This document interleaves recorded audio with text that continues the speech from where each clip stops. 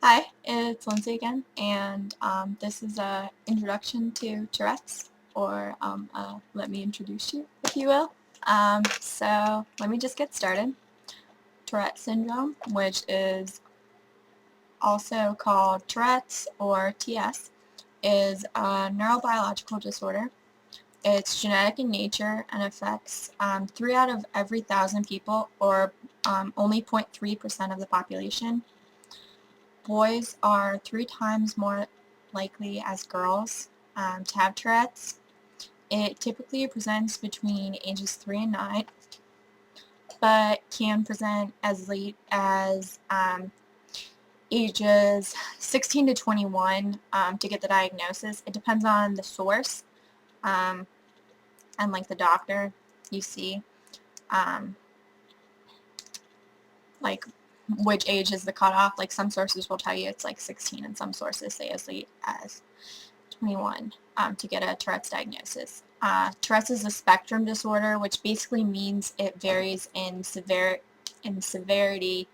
by the individual and exactly how it is experienced. So there's no true normal case, or the other way you could consider it is that everything is normal with Tourette's.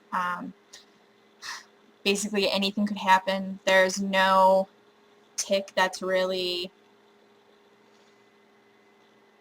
impossible. Um, Anything could be a tick, and it's very distinct to the individual.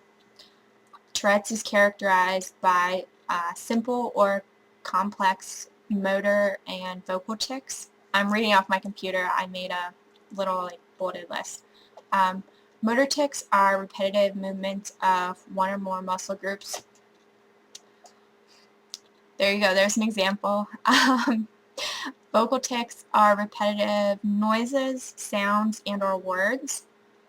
Um, Coprolalia is the most commonly publicized tick. It's the swearing tick or otherwise socially inappropriate words, but it's actually one of the more rare ticks, and it's actually only experienced by about 10% of people with Tourette's. So pretty rare, but the media likes to dramatize that because it's interesting and easy to point out and poke fun at, even though I'm sure the people who experience it don't see it that way, and it's not really something that's laughable because it's, as with other tics, it's interruptive and it disrupts daily life and complicates things for people with TS. Tics are involuntary and uncontrollable. They can be repressed, which is to say they can be held in or expressed in a smaller form. Let me think of an example. Like, okay, that arm thing, that arm tick that I do, um, sometimes if I'm around people that I'm uncomfortable with, or someone standing right next to me and it doesn't come out suddenly, or it's not like as violent, um, and I don't want to hit them, or I don't want to hit something that's there, I'll just try and either slow it down or hold it in. But often, this can only be done for usually a short period of time, but often it results in um, discomfort, which can be severe, and a higher frequency or more severe form of that tick, or just ticking in general. Ticks wax and wane, which means they occur more and then less. I guess I was doing the whole ocean thing. And there can be periods of time, which could be months or even years, where people with Tourette's don't experience tics. And that's not uncommon.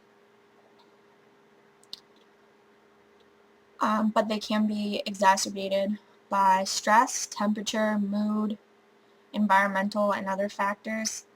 Uh, like example, diet, caffeine especially can be something that can make tics worse.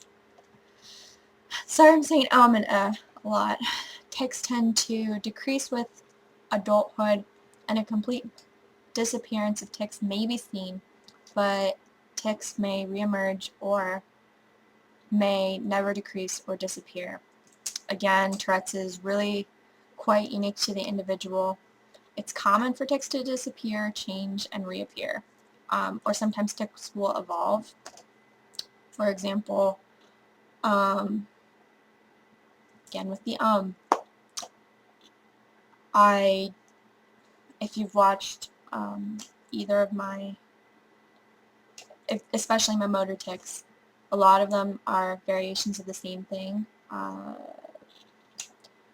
Turning my head to the side, turning it, twisting it, turning it, shaking it. So that's sort of an evolution of a tic. Tourette's is also associated with a number of neurobehavioral disorders. It is a neurobiological disorder. These disorders have a tendency to be comorbid or occur with TS, but are not caused by it. That's what comorbid means. These include developmental problems, especially ADHD, and psychological disorders, commonly anxiety, depression, and OCD. Now, these aren't all of them. I'm going to do a different video on comorbids. And it's important to note that Tourette's does not affect intelligence in the least. It doesn't mean people are stupid. There can be problems with developmental delays and often ADHD, but ADHD doesn't affect intelligence either. It affects attention, which can affect learning, but learning and intelligence are different. Treatments. Tourette's can be treated with medication. There are a number of different medications that aren't necessarily the medications that are used to treat Tourette's were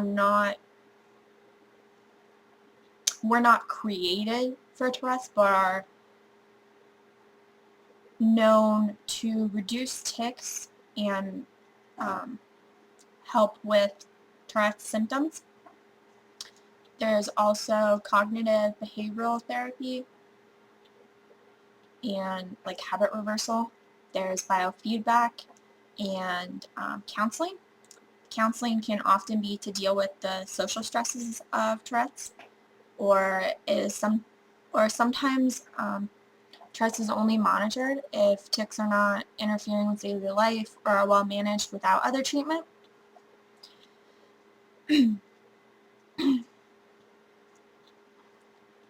Tourette's is often undiagnosed for a long period of time or commonly misdiagnosed, which is unfortunate. If you've, I guess watch, not listen to, but I guess you're really listening if you're watching. But if you've watched my story, I saw my first neurologist when I was 15, and I didn't get my diagnosis until this past February when I was 20.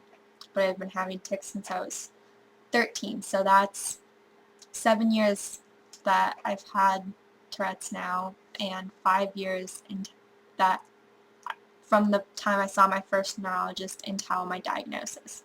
So, I mean, and that's not uncommon with Tourette's. There is no cure for Tourette's syndrome, but most people with Tourette's are able to manage their tics through various treatment options, and it may take a while to develop a treatment plan that works best for you, and it may take a lot of trial and error, but it is possible and probable that you will find a treatment option that will work, or whoever you know that has Tourette's, or even if you don't know anybody, it's probable and possible to do that. Oh, Tourette's is usually treated by either a neurologist or a psychiatrist. And then this is just my little thing.